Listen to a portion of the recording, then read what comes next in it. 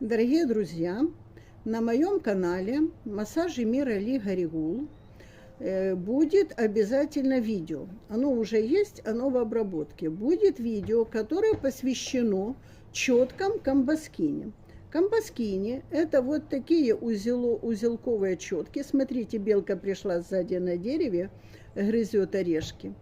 И кошка сидит на заборе. Все животные пришли, когда я говорю о камбаскине. Так вот, это четки узелковые, которые могут иметь от 33 до 99 узлов. Каждый узелок состоит из 9 узлов. Каждый узелок начитывается 9 молитвами.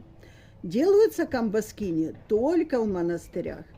В основном их делают на Афоне и в таких монастырях, которые очень отдаленные, редко открытые. Делаются камбаскини черными, носятся, как правило, на левой руке.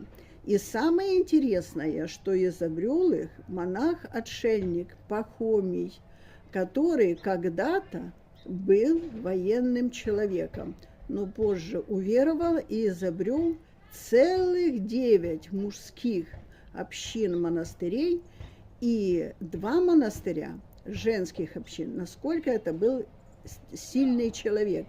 И изобрел он их тогда, когда у него было провидение. Во сне к нему пришел архангел, который в руках держал четки. Позже эти четки назвали камбаскини. Четки были веревочные, и архангел молился. То есть он показал молитвенное правило отшельнику Пахомию, и этот Пахомий в свое время разработал эти четки. И смотрите, 312 год, когда Пахомий воевал, и сейчас 2025. А эти четки до сих пор живы, поэтому в них сила. Массажи Мира Ли Гаригул, YouTube, будьте здоровы, живите богато.